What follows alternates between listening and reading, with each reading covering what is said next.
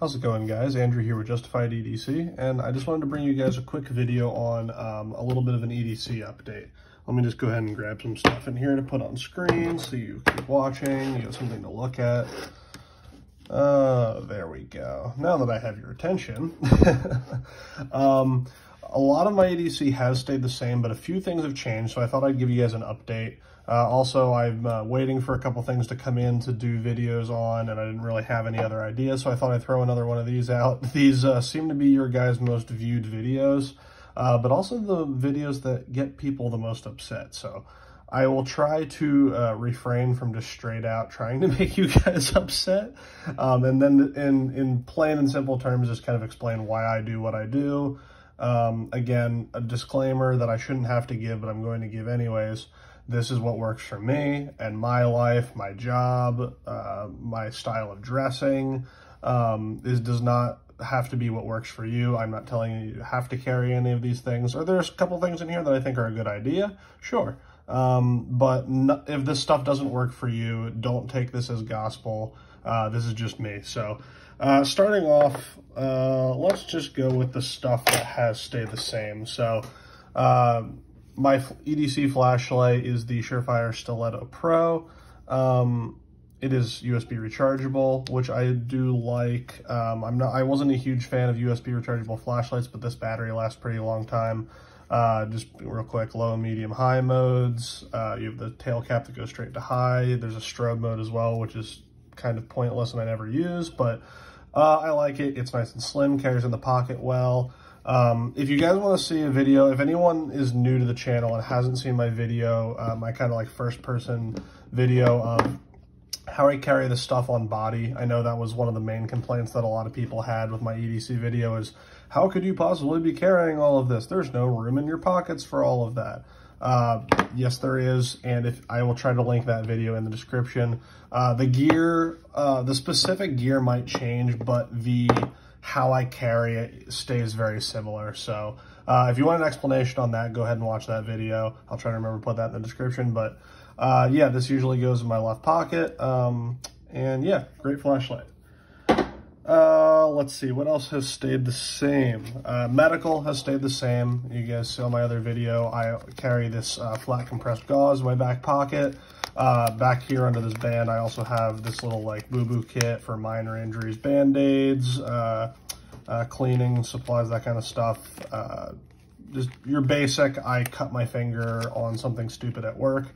And then the gauze, again, if I've said in my other videos, I used to carry a tourniquet, and I still think carrying a tourniquet is a great idea. I keep one in my IFAK, which is in my fanny pack, which I will do a separate video on coming up here soon.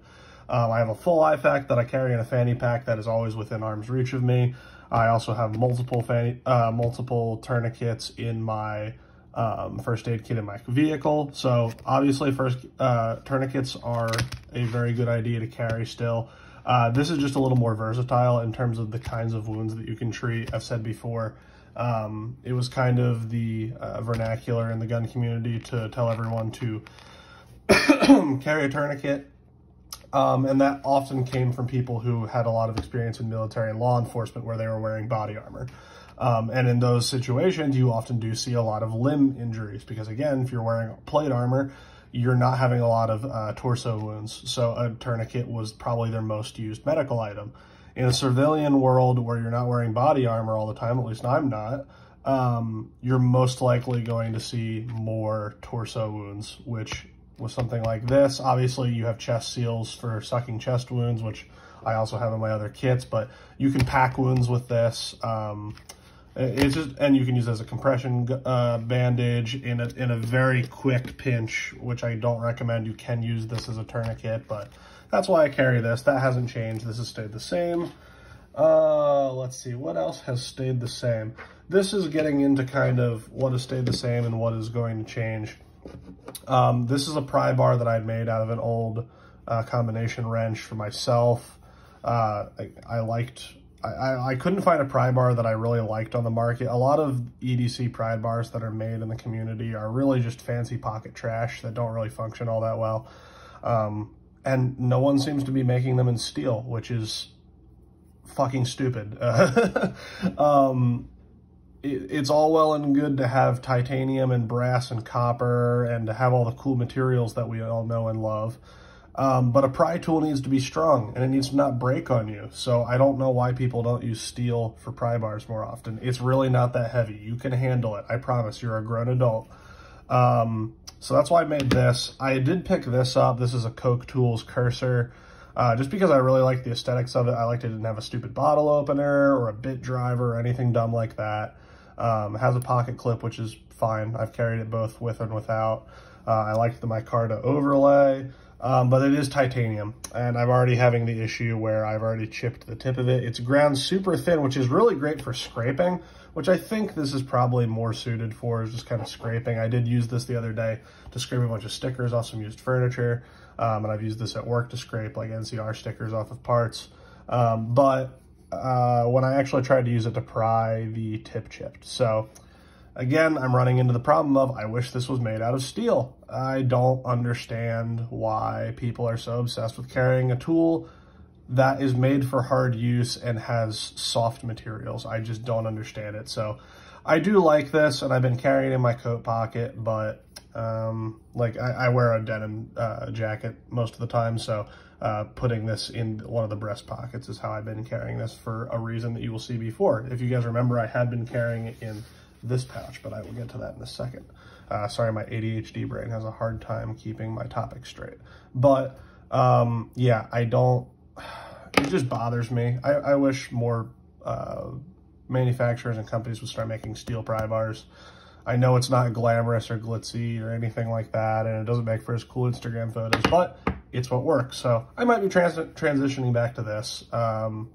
Yeah, it just works better for me. So pry bar, that's that. Let's see. I don't remember if I showed in my last video if I was carrying a lighter or not. I always have usually just like a Bic lighter or two sitting around in my vehicle, in my fanny pack, that kind of thing. But getting into the colder months, I've started carrying a lighter again, just because being outside more, doing campfires. Also, I work with a lot of people who smoke, so having a lighter on me is just something that makes sense for me. I've mostly been carrying this. This is a Black Label creation, Offensive Industries collaboration. It's a Zippo. I honestly don't know if the actual lid is Zippo branded. Oh, well, there you go. I answered my own dumb question. It is Zippo branded, so it's just customized. But this is just the regular Zippo insert. There you go. So again, that usually rides in a coat pocket. But I also got this recently, if you watched the new Knives and Gear video. This is the Neo 3 by Douglas. I got this on our EDC supply. I just thought it was a cool, old-fashioned looking lighter. I really like antique lighters, so I thought that was neat. So one of these, one or the other, will be riding somewhere on my body, usually in a coat pocket. So lighters, they're cool. Not everything has to be not everything you carry has to be something you're using 10 times a day, but it does occasionally get used. Used to light a campfire the other week. Handed it to a coworker the other day for a cigarette, so it comes in handy. Things that have also stayed the same. Well, this is kind of a little bit of both. You guys know I usually carry some kind of challenge coin, just because you want to flip a coin. You're in some kind of meeting, or you're around your wife who hates when you click your knives and you can't make noise. So this is a little fidget toy for me, for the most part. But this is Offensive Industries Northview Products copper coin, pretty cool. And then this little slip I got, this was actually sent to me by, I don't know if you pronounce it Epoch or Epic or whatever, but I really like their logo. I found these guys on Instagram not too long ago. They make some really cool leather stuff that isn't that expensive, which is really cool. Where did I put the other ones? Pardon me for a second as I try to find the other things that they sent me. I'm gonna get some other stuff out of the way here. Again, this was just an impromptu video, so I apologize. This is the other stuff they sent me. Very cool stuff. Like I said, very well-made leather goods that are not that expensive. I'll probably do a full video on these in the future. But this is just like a pocket slip. You can fit a couple tools in here. I was carrying my Knipex pliers in here. Little leather pocket sleeve for a small knife. I I was carrying my Spyderco roadie in this one, which is really cool, skull and crossbones. So I had my roadie in there. Just really nice handmade leather stuff that, again, won't break the bank. Like, most of the stuff was like in the $20 range. So that's very cool. I respect when makers don't charge an arm and a leg for something that they know they don't have to. So definitely go check them out. I'll try to link them below. But yeah, just some kind of challenge coin. This is, again, in a coat pocket usually. Let's see, get all this other shit out of the way. Pliers. At work, I carry the Skeletool, just because I like having some kind of screwdriver on me. I find myself, probably the most used things for me at work, at least, are pliers, screwdriver, and some kind of beater blade. So the Skeletool does very well at that job. Outside of work, I don't really need the other tools. I have a screwdriver handy most places in my home and in my vehicle, and I don't really need the added bulk of a full multi-tool outside of work. So I've been carrying these Knipex Cobras. These are the 4-inch version. And again, these are just, I've just been sliding down in my left pocket next to my wallet and my light. They're very lightweight. They don't add a lot of bulk. And since they're adjustable, you can actually get a lot of versatility out of it. And I said I was going to do this in another video of just comparing how wide these jaws can open compared to a Leatherman. So there you see, I mean, you got kind of a similar thing, but because they're needle nose, you don't have as much grip area.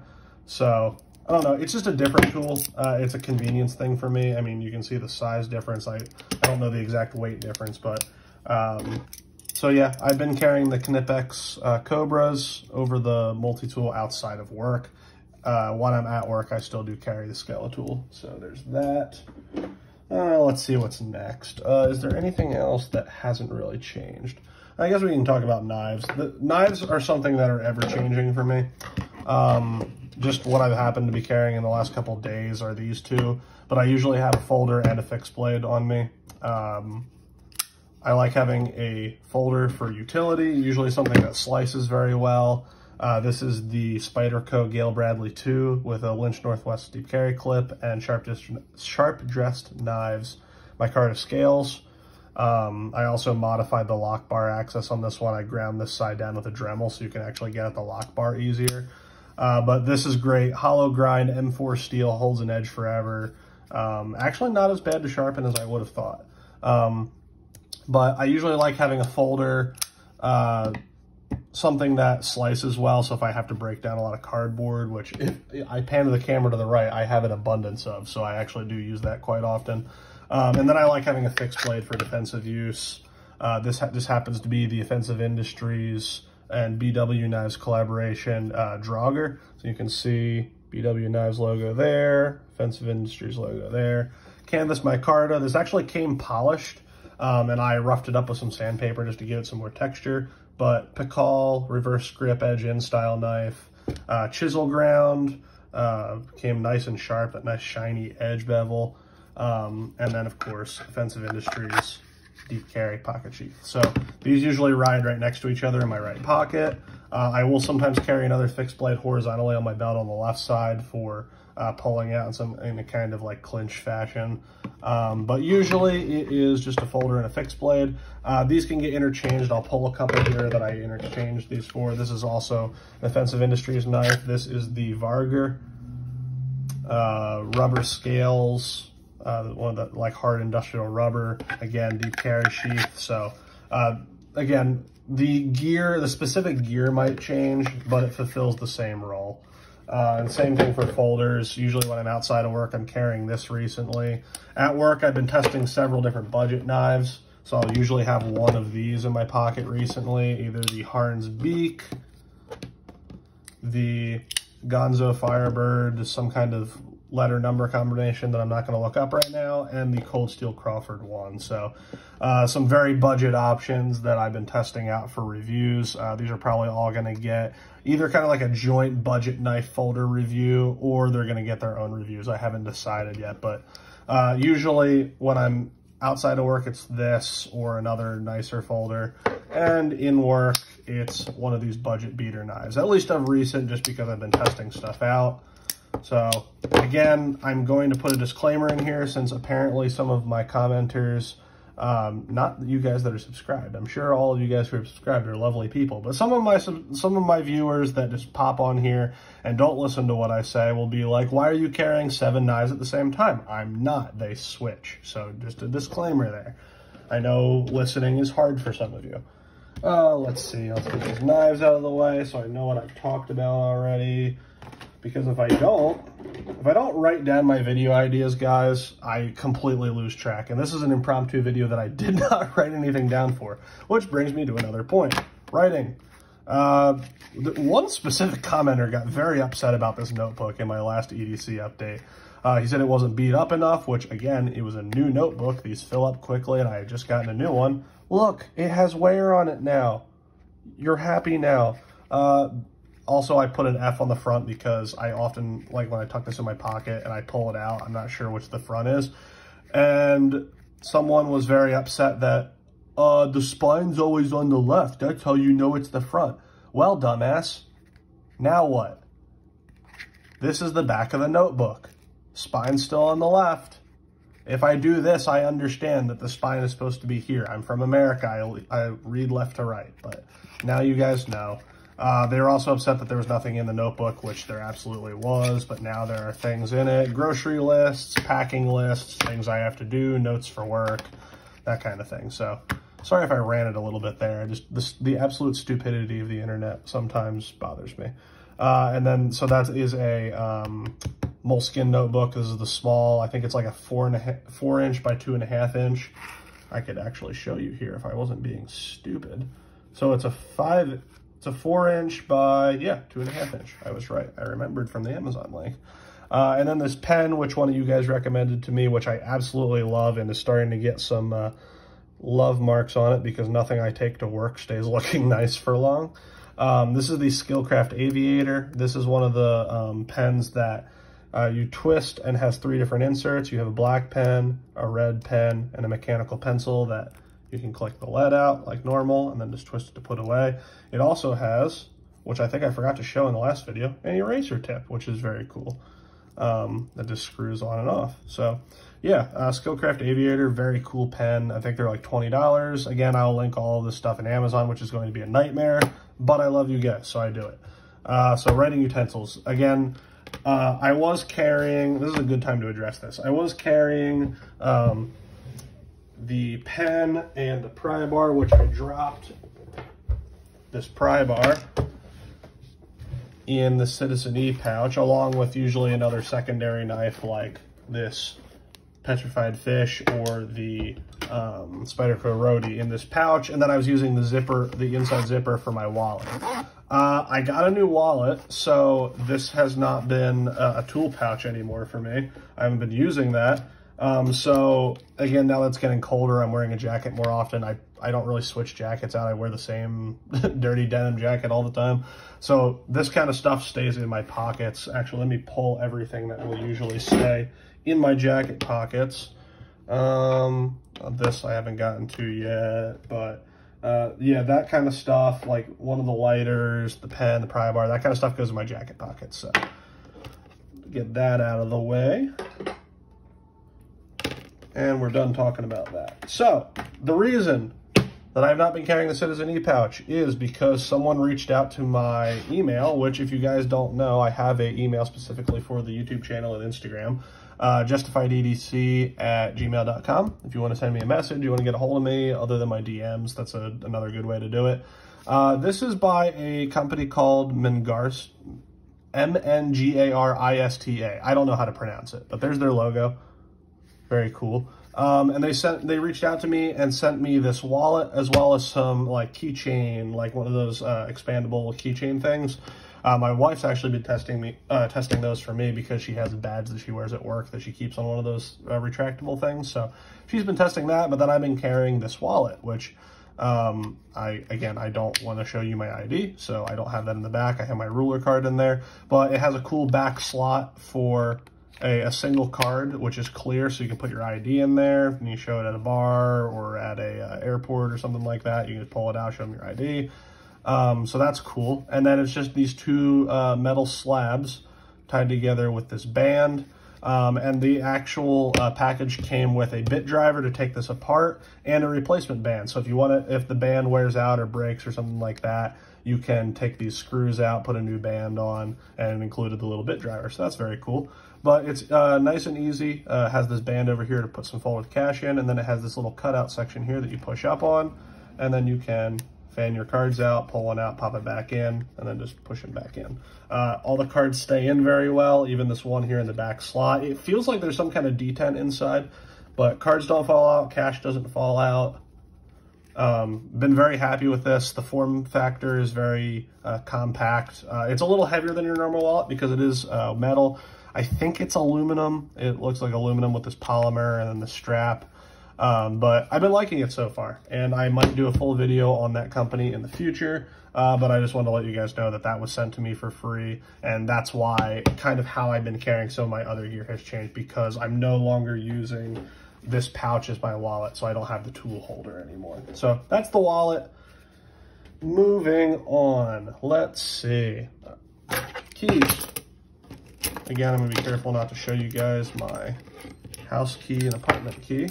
But the only thing that's really changed on here is I took off the little hook that I used to keep that pouch with my AirPods in it, because now that I am recovered from my injury and I am back at work, I am using wired headphones because we do radio testing in the building and you cannot use Bluetooth. So these are just the Apple headphones that come with the lightning jack because Apple was stupid and took away the auxiliary port. So the only thing that's changed other than taking that clip off my keys, I still have my car keys, the Order the Black Shamrock tag by Steel Flame. I have my door tag for work. I have this little Olight keychain light that's magnetic, which is very cool. You won't hear me say that much about Olight, but I'm saying it right now. Victorinox Classic. And then I did have a clip on here to actually clip to my belt loop, but I got this cool Koch Tools little bottle opener knuck thing in a trade, which is very cool. It's titanium. I wouldn't recommend using it for a knuck because the space is not big enough to properly position your knuckle. The palm swell isn't really long enough to actually meet your hand, so I wouldn't use this as a actual knuck, but it's cool. I like spinning my keys around on it, and because it's open here, I can just loop that through my belt loop, and then it kind of hangs there. And then I just have this loop of paracord on here. So trying that setup out for now. It's working for me for now, and I really like Koch Tools despite the problems I had with the Prybar. So got that in a trade, thought it was cool, threw it on my keys. That's the end of that story. Get the Prybar out of the way. Only thing that's left, yeah, I talked about the headphones, and then the other thing I keep in my jacket pocket is this little zero nicotine vape. I used to vape nicotine, used to smoke nicotine, so this helps me quit. This helps me stay off nicotine, so that's in there. Someone else got very upset that I had to vape. I don't know why. If you want to vape nicotine, I don't care, but this isn't even nicotine, so cool your jets. And then the last thing is, I'll pull both of them on screen here. With their respective ammo, is the gun. So right now I've been going back and forth depending on if I'm at work or not. Sometimes I will take this to work. Don't tell anyone. And this will ride in my jacket pocket. This is a Neomag RASC, which you just put a speed strip in. It has a clip in there. I either keep it in my jacket pocket or in my front right pocket to do reloads with. If you know anything about revolver reloads, you know you transition to your non-dominant hand and then reload with your dominant hand. So, and the reason that another question I got was why do you only have 4 in a 5-round speed strip? It's because, and actually let me give you a quick demonstration here. Again, these are carry guns, so they are loaded. I will unload them so no one gets upset. This is Federal Punch 38 Special. The reason being that when you're doing a reload, again, you're going to transition to your left hand. So you pop that open with your left hand, turn that over like that. And then when you're reloading with your right hand, if you have another round in here, it's really difficult to get these two in here without either popping a round out accidentally or just seating these in general. But when you have just 2 in here, it's much easier. You have a more firm grip. You can strip those rounds out. move it around, and put the other two cartridges in. You just have more space to do that. And I've timed myself doing both reloads with the 4 and the 5. It's a lot faster when you take this middle round out. So it's like a revolver is already an antiquated weapon that is a compromise for comfort. So I don't even always carry extra ammo when I'm carrying a revolver as my primary firearm. So the little bit of speed that you get from the reload, I think, is worth not having the 5th round, even if you don't get it chambered proper, the cylinder seated properly where you have a round in the chamber. Nice thing about double action revolvers, you keep pulling the trigger, eventually you're going to get a bang. So the gun itself is a Smith & Wesson 638. This is an older one from the 90s. It's an airway. I have some Hogue grips on here that undercut, push the undercut down a little bit to put your finger more in line with the trigger. Is a J-frame the best gun in the world? No. Is 38 Special the most ideal carry around in the world? No. But it's very convenient. It's lightweight, it's easy to carry, it's comfortable to carry, and it still will get the job done in a pinch. So that's that. Again, Federal Punch ammo. And then this is in a Harry's Holsters icon. The version 2, I have it on good word that the version 2 of this is coming out with a appendix carry claw, which is very cool. That's the only complaint about this holster. I wish it had a claw, because even though this grip is short, because it's so short and it doesn't tilt into your body, it can print a little bit. Not a big deal. No one's looking at your crotch, don't worry. So version 2 of this holster seems to be coming soon, which is very cool. So yeah, that's one gun I will carry, and then the other one, as you guys know, is HK VP9 with the TLR-7A. Good light. I was going to get the Emissary development, that other paddle shifter. I have one on the X300 for my Glock 17, and I liked it quite a bit. So I got their version, and it had some issues, so I sent it back. I'm waiting to get a replacement. So, but yeah, that's really the only modification I've done to the VP9 is putting that light on, adding a little bit of grip tape just because I like it. And then it is riding in a close quarters carry holster with the monoblock concealment wing. I do have a discount code with close quarters carry. If you use code justified10 at checkout, you get 10% off your order. I'll put a link to that down in the description as well. And then the spare ammo for that gun is, again, just another 17. I forgot to say this, the standard magazines for the VP9 are 17 rounds. I carry a second 17-round magazine. Not because I think I need that many rounds. I'm not even going to do 17 times 2 in my head because I don't want to, and I'm not in school and I don't have to. But not that I think I need that many rounds. I don't think I'm G.I. Joe. But most common handgun malfunctions, at least when talking about semi-automatic pistols, can be cleared by swapping your magazine, ripping that mag out, chambering any round. Usually you can clear malfunctions with that. So it's more for a malfunction's sake than it is for extra ammo, but extra ammo is also cool. And then that rides in a Shapeshifter Concealment mag carrier, again with the discrete carry concepts clip. It can be adjusted for pretty much any cant. It can be left or right carry. And then the other thing I forgot to mention is this is just a extended base plate. It doesn't add any rounds, it's just an extended base plate to easier seat the round on a reload. And I got that from HK Parts, which is pretty much the only place I've learned you can get anything for HK handguns on the internet. And it's stupid and it's expensive and it takes forever to ship, but that's what you gotta do when you go to HK because they hate their customers. So I'm gonna pull kind of just like one of each thing back onto the screen so you can kind of get a full idea of what my carry looks like. Again, I know it's a lot. I know you probably don't want to carry this much stuff, and that's okay. I'm not asking you to. This is just what works for me.